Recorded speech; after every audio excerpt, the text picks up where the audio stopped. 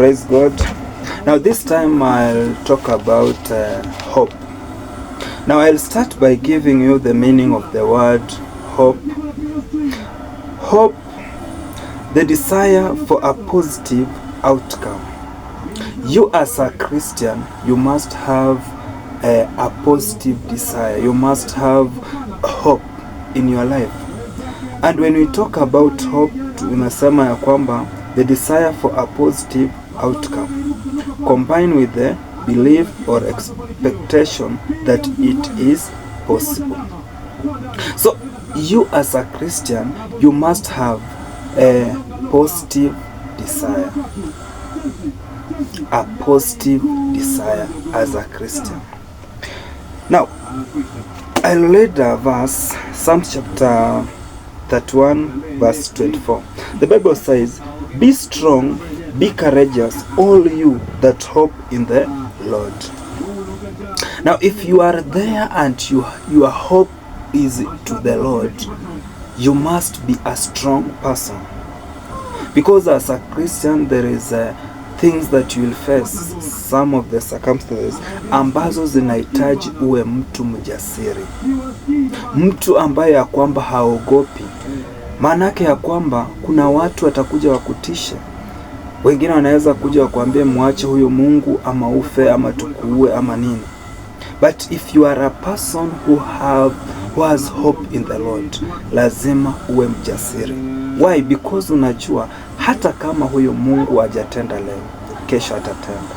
Hata kama ya kwamba ninapitia changamoto, ninateseka, ama sijapata kazi, kesho nitapata. Hata kama ya kwamba leo kuna magonjwa ama sina kazi, kesho nitapata. Huyo ni mtu ambaye ya kwamba ameweka matumaini kwa Mungu. Na inasema that we should also be courageous. Tuwe wajasiri. Tuwe wajasiri always.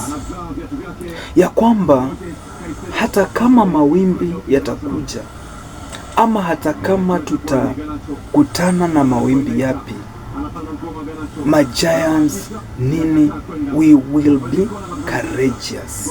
Wajasiri, courageous. Tuwe wajasiri. Haijalishi na yale mapito ambayo tutapitia. Lakini ikiwa ya kwamba wewe ambao unanitazama, that your hope is on God, you must be strong and courageous. Na kukuwa courageous, you can look at people like Daniel. They were courageous. Alikuwa courageous. Alikuwa mtu aliye strong. Let us be strong in the faith. Wacha tuwe wajasiri. Hata kama ya kwamba tutatishwa, ya kwamba Danieli alitishwa, ya kwamba atatupwa katika tundu la simba asipomuinamia mfalme. Lakini alipinga hilo jambo na akasema ya kwamba atabaki kuwa mjasiri kwa kumtazamia Mungu. Na baadaye alishinda. Ya kwamba Shadrach, Meshach and Abednego, they are example of people who are courageous. Na baadaye wakashinda. Kuna watu wengi katika Biblia ambao ya kwamba they stood for their faith. They had hope in the Lord. Ya kwamba walijua hata kama nitatupwa katika tundu la simba, hata kama ninapitia mapito, ya kwamba huyu Mungu kuna siku afanya nini? Atanikomboa. Na walikombolewa. So maybe I'm talking to a person uko hapo, kuna mapito unapitia. Wewe weka matumaini yako kwa Mungu. Because God always is there to take care of you. Na tunapozidi kuweka matumaini yetu kwa Mungu, mtu wa Mungu, na kuhakikishia hakuna siku ambayo ya kwamba Mungu atatuangusha.